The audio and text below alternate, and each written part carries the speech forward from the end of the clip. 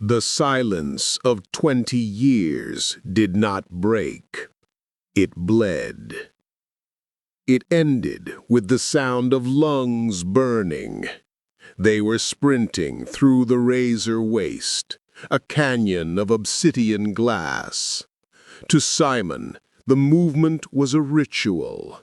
He flowed over the jagged rock, weightless, breathless, a shadow passing over a mirror. But the men behind him, they were thunder. Every step was a crash. Every gasp for air was a siren screaming into the void. Their heavy alloy boots shattered the delicate crystal floor, sending sharp, ringing vibrations deep into the roots of the world.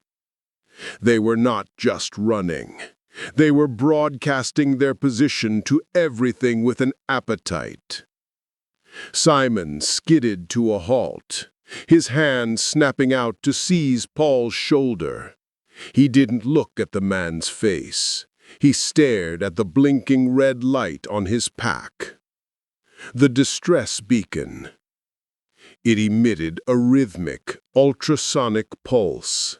To the humans, it was silent. To Simon, it was a hammer striking a bell. "Give me that." Simon didn't wait for permission. He tore the device from the webbing, the metal grinding loudly against the armor. "What are you doing? That's our extraction," Paul shouted. "That is a death sentence," Simon replied. He wound his arm back and hurled the beacon into the abyss of the canyon, watching the red light tumble into the dark, taking the rhythm with it. 3 seconds passed. Then the ground far below shuddered. A massive, guttural impact vibrated up through their boots. Something down there had accepted the invitation. "Keep moving," Simon whispered. But he already knew it was a trap. The distraction had worked on the Titan below, but the cliffs above were not empty. A patch of darkness detached itself from the canyon wall. It was smaller than the old one, faster, a scout. It flowed over the rocks like liquid oil, cutting off their escape. Mark recoiled, throwing himself sideways to avoid the razor-sharp limbs.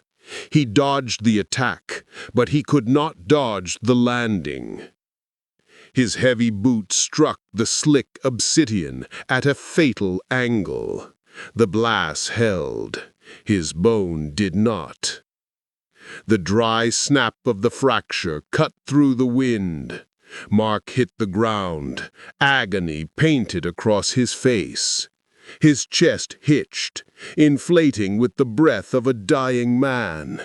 The scream was rising.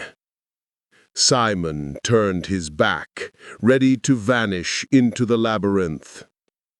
"Wait," Paul hissed. It wasn't a command. It was a plea.